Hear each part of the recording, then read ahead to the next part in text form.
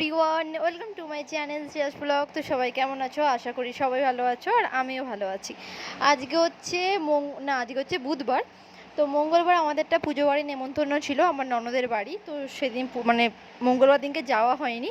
মেয়েটা একটু ঘ্যান ঘ্যান করছিলো, আবার রাতে বলে আরোই যায়নি। তো ওই জন্য আজকে যাব। তো একটু ঘুরে আসি। আর এখানে মেয়ে ঘুম থেকে উঠে পড়েছে, ওকে খাওয়ানো হয়ে গেছে। একটু পরে রেডি হয়ে তারপর বেরোবো আর কি। তো চলো দেখতে থাকো। আর এখানেও আমাকে ভয়েস ওভার দিতে হচ্ছে, তার একটাই কারণ এখানে আমাদের যেহেতু রবীন্দ্র জয়ন্তী, তো সেই জন্য গান চলছে। তো ওই জন্য আমাকে এখানেও ভয়েস ওভার দিতে হয়েছে। আর এই দেখো, এই কুর্তিটা ঠিক অনেক দিন পর পরলাম। সেই দেয়ালির সময় পরেছিলাম, আর তারপর আর পরা হয়নি।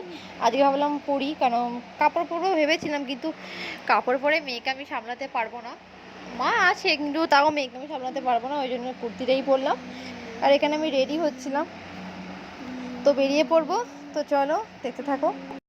ওইদিকে মেয়েকে নিয়ে আমার শাশুড়ির ঘরে গেছে জামা টামা পরিয়ে দেবে বলে। আর ওর জামা আমি বার করে রেখেছিলাম, তো ওকে রেডি করে নিলে মেয়েকে আমি নেবো, আর আমার শাশুড়ি কাপড় টাপড় পরবে। তো চলো তাড়াতাড়ি বেরিয়ে পড়ি।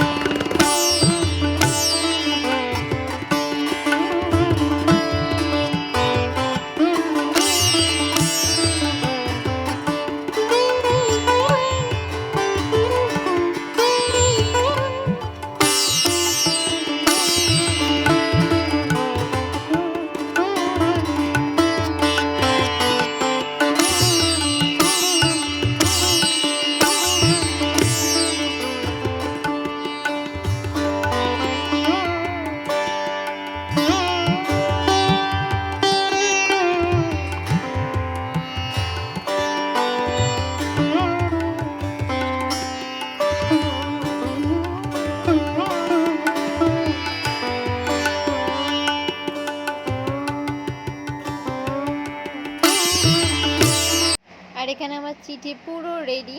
ওকে বলছিলাম তুই জামাটা দেখা, ওই জন্য ওই জামাটা তুলে দেখাচ্ছিল আর কি, যে ওই জামাটা পরেছে।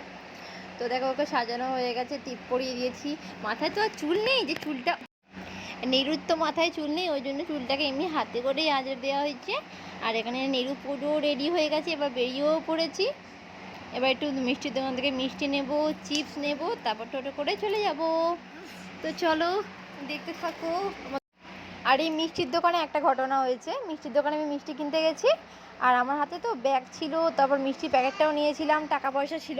আর আমার হাত থেকে না 50 টাকার নোট হাত থেকে পড়ে গেছে। কোথায় পড়েছে আমি এখনো পর্যন্ত মনে করতে পারছি না।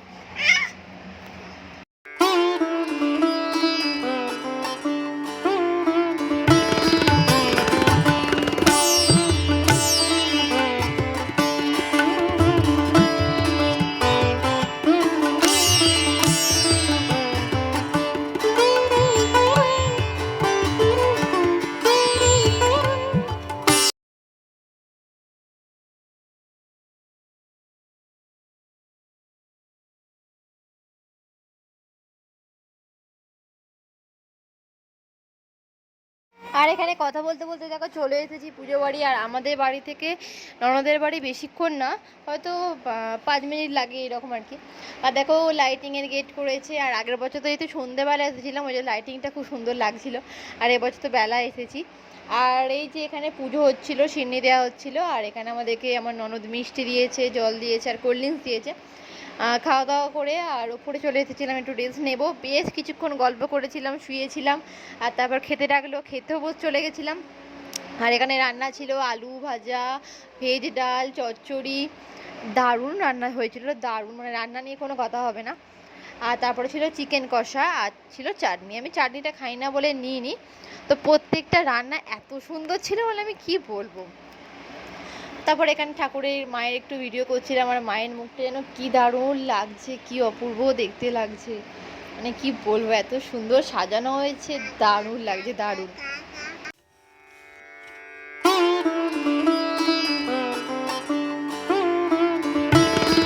তো তারপর ঠাকুরের ফটো তুলে আমি উপরে চলে গেছিলাম। মেয়েটা ওখানে ঘুমিয়ে পড়েছিল, আর ওকে আমি সবার আগে ওকে খাইয়ে দিয়েছিলাম মাংস ভাত। আমার ননদ আলাদাভাবে রান্না করে দিয়েছিল, তো ওকে খাইয়ে দিয়েছিলাম, তারপর আমি খেয়েছি। আর এখন মেয়েকে নিয়ে আমি একটু শোবো, আর আমার শাশুড়ি মা খেতে যাবে। তো তারপর ঘুম থেকে উঠে আর কোনো ভিডিও করিনি। তারপর বাড়ি বেরিয়ে পড়েছিলাম, কারণ আমি রোদ্দুর থাকতে থাকতে বেরিয়ে পড়েছিলাম 4:30 পৌনে 5টা নাগাদ, কারণ বেশি দেরি করলে আবার ঘরেও তো টুকটাক কাজ আছে, রান্না করতে হবে, আবার এসে রুটি ফুটি করতে হবে। তো ওই জন্য আমি তাড়াতাড়ি বেরিয়ে পড়েছিলাম।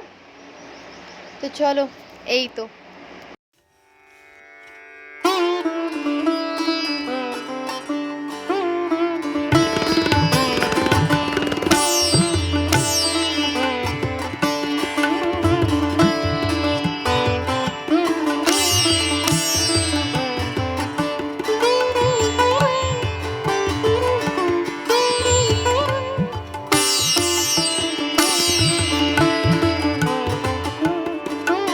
তো জামা কাপড়গুলো তুলে তারপর দেওরকে চা করে দিলাম, আমিও একটু চা খেলাম। মানে কি যে মাথাটা ধরেছিল না, কি বলবো।